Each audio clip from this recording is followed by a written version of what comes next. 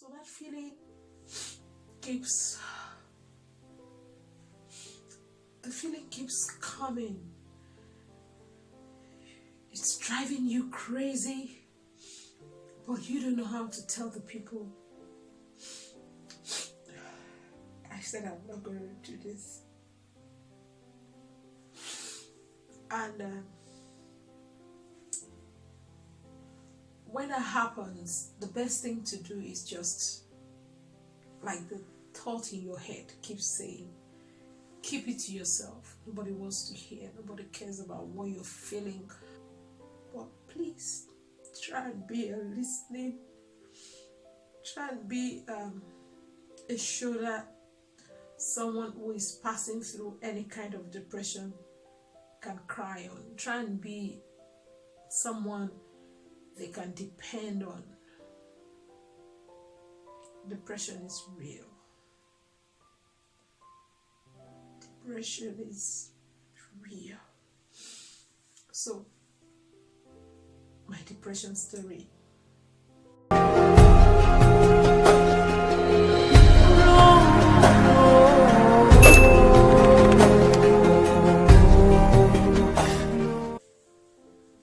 People have been blackmailed to think that keeping an issue that relates with depression to yourself is safer. But may I shock you that keeping an issue that relates with depression to yourself makes it worse. 10 out of 20 women suffer depression, especially the postpartum depression. If you don't know what that is, hang on. In this video, I'll be sharing with you my postpartum depression experience, the symptoms, how I overcame, and how it was triggered again, and what are those things that triggered it. Don't go nowhere, I'll be right back. In my own word, I like to describe depression as a kind of emotional illness that affects the way you think, the way you react to your immediate environment, and most times, the cause of depression medically, I don't think it is known yet. I don't think it is known, but it happens to women at their postpartum stage, like women we just put to bed within the first 3 weeks, a month after delivery. And for me, I would like to suspect the fact that it could be due to loss of blood and probably loss of some vital vitamins, and probably it could be as a result of hormonal imbalance, you know, the estrogen, progesterone, and the rest of it. So loss of them can also trigger this postpartum depression. The very first major symptoms of postpartum depression is sleeplessness. You're restless. You're unable to sleep. Even when the baby is sleeping, when others are sleeping, you find it difficult to sleep. So it's a reason why most times women are awake taking care of the baby, most times at night. So that triggers a kind of depression, because when it's daybreak, your brain is unable to process information properly, which leads to loss of memory, kind of. You forget things easily. You're unable to coordinate yourself mentally. And this is how the whole thing started for me, because at that time, my hubby wasn't around. He was out of town.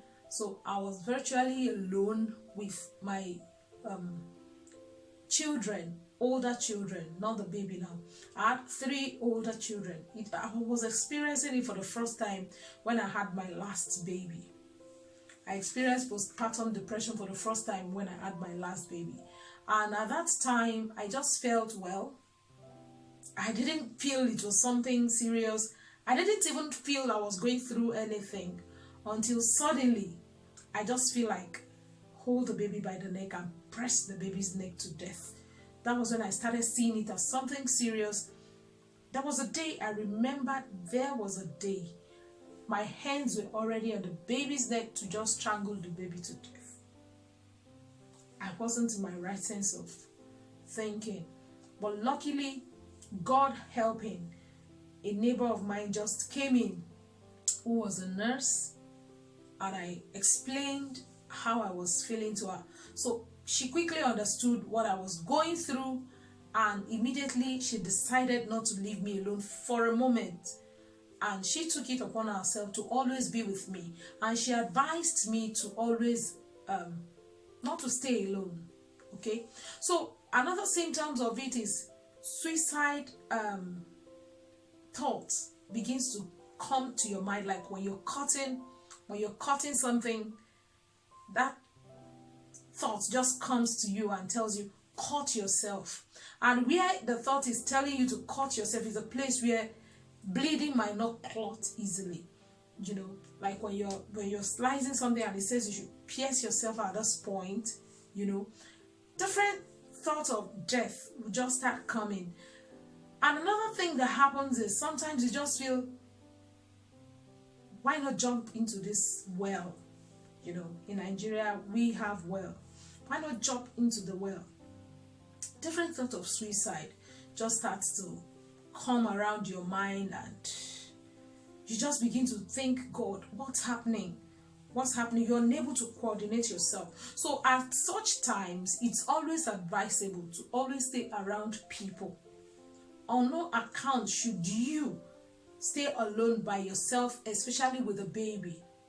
If you're going through postpartum depression, you might not know really, but if you begin to notice any of these symptoms, it's advisable never to be alone, and quickly, as soon as possible, you have to get to the hospital to explain how you're feeling to your caregivers, so they begin to know what to do to help your situation. Another kind of symptoms actually is too much energy. When you have excess of energy, like you have drive for everything, like you have so much energy for work, so much energy for sex, so much energy for you have energy, your energy becomes too much. Your drive for everything becomes too much. When you're working in the house, you are never resting. You want to see yourself doing everything at the same time. You're picking this, taking it there. You might not have a minute to sit down. Not even 1 minute to sit down. You see yourself working round the clock. And when this happens, at night when there is no one, when everyone has retired to bed, now you begin to have this depression coming in full bloom. It becomes very serious, very terrible at night. You know, it's always advisable to stay around people. But these people will go to their different houses when it is sunset. Everyone retires back to his or her house. Then you're left alone again. So at such time, depression becomes very serious. At night, it gets very, very serious. If you have been through it, you would understand what I am saying. It gets very serious at night. So when that happens, the best thing to do is just to still make sure that you have 1 or 2 persons around. Okay? That's just the best thing to do. And another thing that I really want to say here is, at such time, when you're passing through that moment, if you're a Christian, I think it works wonders to begin to speak in tongues, because you just can't help it. It's not something you can help yourself to overcome. It's not something you can help yourself to get over. You don't have the power to get over it. I must tell you the truth. When that feeling comes, when that thought comes, when that reaction comes, it's beyond your control. Like the one I am talking about now, when that energy comes, that energy that is big enough to lift 50 kg without feeling any pain, when that comes, the only thing to do is just to start speaking in tongues. Don't even speak in the language you can understand, because it's not helping. Next thing that happened for me was I started losing interest in all of the activities that once gave me joy. All of the activities that I really enjoyed doing, I started losing interest in them. For instance, I love to sing, but I just saw that suddenly I lost interest in singing. In fact, at that time, My voice wasn't in its right state. I couldn't produce a good tone at that time.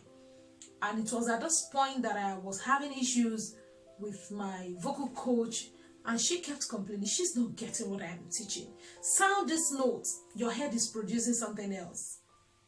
Because at that time, you're unable to coordinate yourself, you're unable to coordinate the body. So at such times, the best thing to start doing is to just give yourself time to heal. At that time, you become easily irritated. Yes, everything around irritates you. Someone touches you, you are irritated. If someone does something around you, you are easily reacting to things. You are easily irritated. Anything gets you annoyed. You get angry easily. Okay? Some women at such times do not want to yield to their husbands for satisfaction because they are irritated. Even you touching them as their husbands, they become irritated. Another symptom is panic attack. When you are sitting down or walking on the road, you are afraid. You're always afraid. A vehicle is coming behind to hit me. Someone is coming behind to stab me. You know, there is this panic attack that usually comes up. You are afraid. Your heart is racing all the time. So if you're someone with high blood pressure, the high blood pressure begins to get intense at this time because the attack is just too much. Every little thing gets you afraid. You are afraid of everything, even butterfly. This feeling now that I really don't know what word to use for it. You feel sorry for everything. You feel you feel responsible for anything that happens. There is this feeling of oh, it's my fault. It's my fault. Whenever something happens, you're quick to blame yourself. That feeling of guilt, I'm guilty of it. I did it. That feeling of not good enough is there. That feeling of shame. Can I do this? I can't do this. I'm not good enough. That feeling of I'm shy. I'm afraid. Even if you used to be a very bold person, when that depression sets in, you see yourself getting ashamed of everything. You're ashamed of your body. You're ashamed of your face. You're ashamed of the way you look. You're ashamed of the way you are looking. You're ashamed of everything around you. You're guilty. You feel guilty. You feel ashamed. That's the word. Ashamed. So that feeling can make you not want to participate in anything. Because even if you participate, you always see yourself as the one destroying any mistake, the one causing any mistake rather. So that feeling keeps coming. It's a lot of struggle. Another one that I could recall that really became bothersome to me, is the fact that you are unable to remember things quickly. For instance, there's a conversation between you and friends, and you want to quickly remember a name.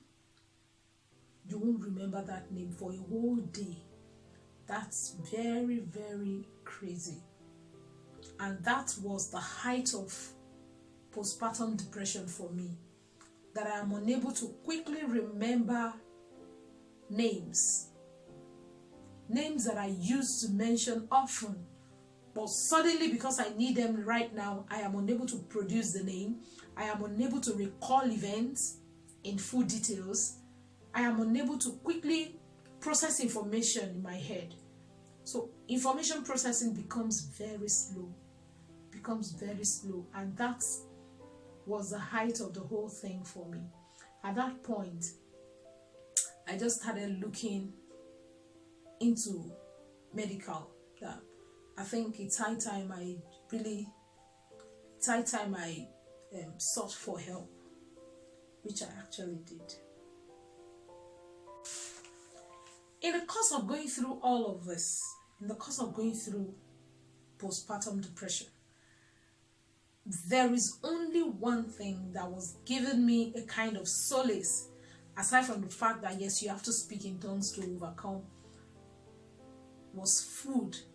I began to crave food. I began to binge eat. Binge eating disorder. That became another problem that I had, because I actually needed something to take my mind off depression. I needed something to help me get over it by myself. I tried to work it out by myself. That was when I started binge eating. For those who don't know what binge eating is when you eat all the time. You look for something to put into the mouth. You get something to put into the mouth, you know. You're always eating something. And funny enough, I wasn't eating good food. I wasn't binging on good food. I was binging on sugar, processed food. I was binging on non-healthy food, high caloric food. That was what I was binging on. I was binging on fast food. I was binging on foods that are of no help. So at that time, I became very big. You know, in postpartum depression, one thing leads to the other. One thing leads to the other, okay? All of the things that I have mentioned now led to binge eating. And when binge eating became serious, I became very obese. I became very big. And when that happened, it now triggers you not liking yourself, you not confident of yourself, you not liking the way you look, you know. They are all working they are interwoven. So like binge eating produces you, it makes you look bigger than you should. Even as a nursing mother, you know, you still can watch what you eat. But when you have binge eating disorder, it's very difficult to watch your weight, you know. So that was something I really never enjoyed. It made me, I became so sad, not confident, not proud of who I am, you know, not proud of who I was rather, you know. So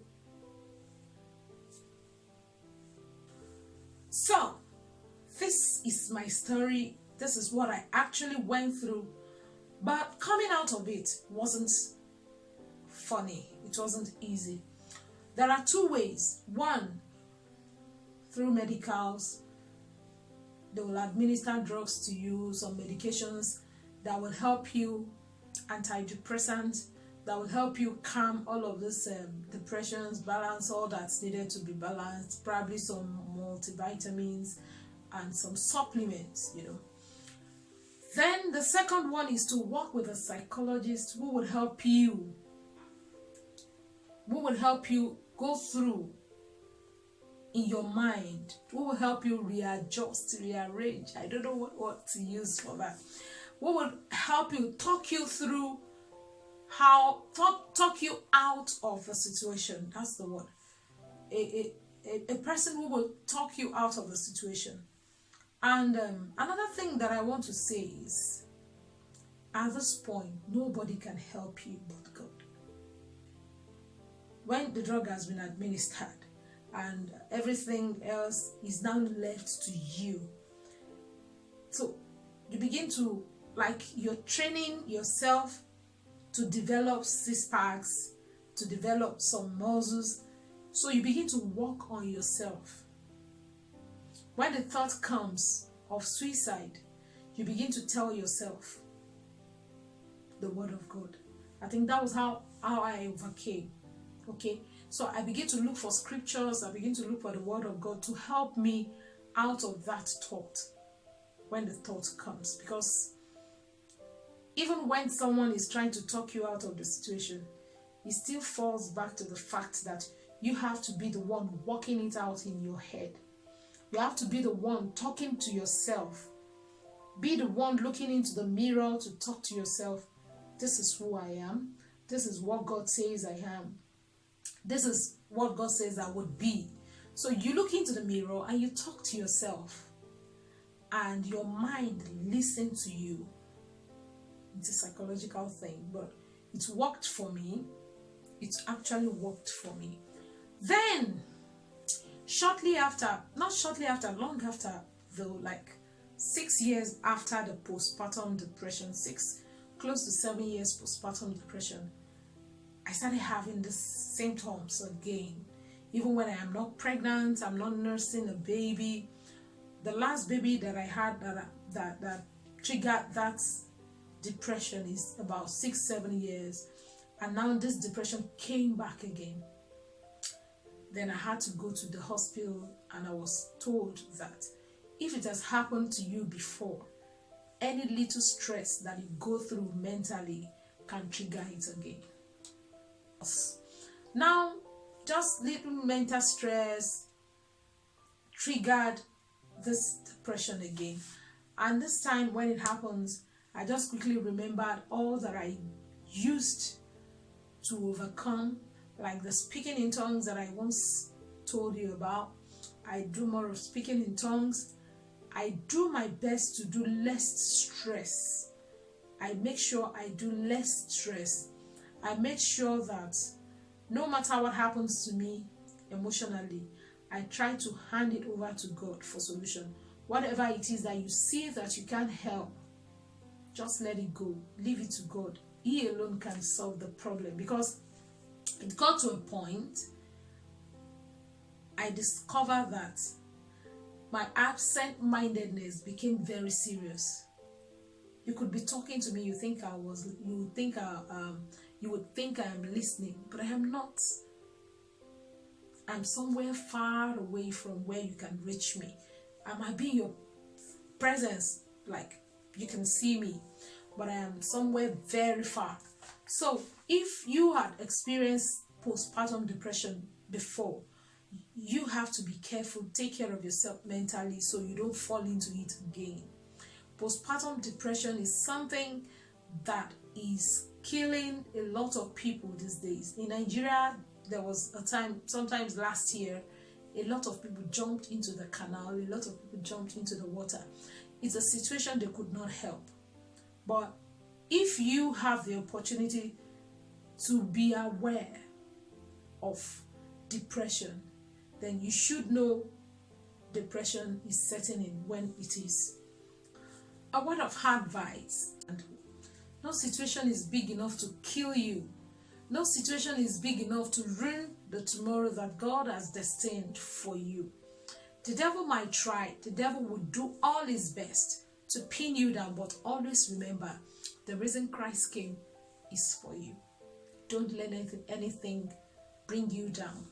Rather, walk your way to the top. Talk to someone about depression. Talk to people about depression. Stay around people if you notice any symptoms of depression. Thank you so much for watching. It's still your girl, Afrogenic. Thumbs up this video, share it with people. You don't know how you might be helping someone. And don't forget, give me a comment. Let me know how you overcame your own depression. See you in my next video. Until then.